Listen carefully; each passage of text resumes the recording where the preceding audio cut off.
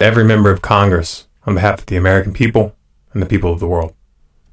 The decision as to whether the U.S. will attack Syria is hanging in the balance right now. And officially, you're the ones who will make that decision. I'm sure you're well aware of the fact that the people don't support this war.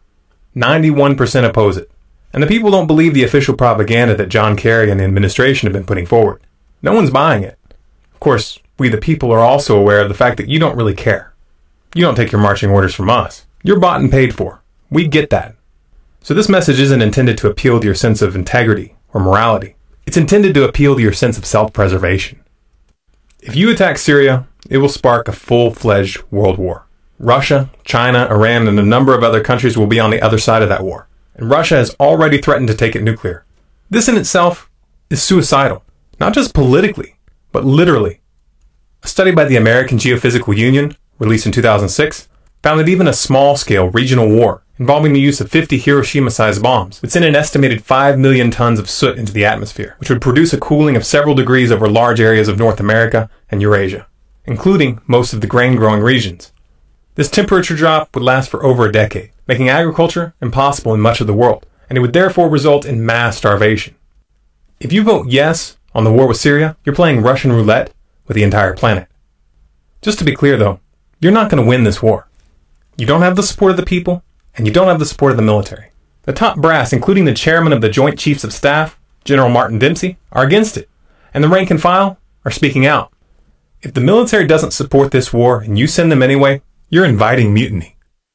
I know that there are those among you who think that this conflict will somehow unify the people and rally them behind you, but you're wrong.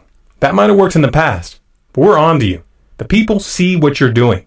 If you take us into this war and bombs start falling on American soil, the voices of reason, the ones that have been working to prevent a violent uprising in America, won't be in a position to stop what will happen next.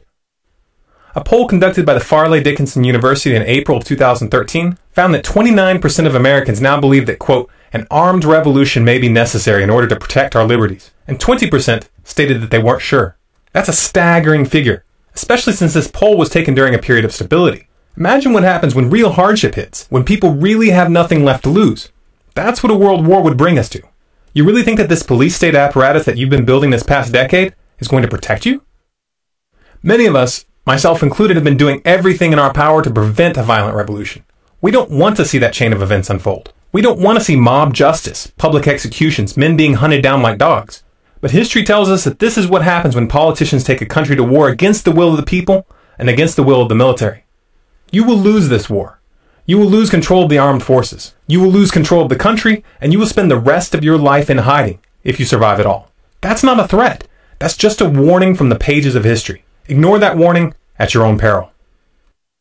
If you want to stop this war, please share this video in every venue possible. Send it to your congressman via email, via Twitter, or call them up and paraphrase this message. Share it to Facebook, on your blog, post it in comments on the pages of politicians, and spread it through your network of friends.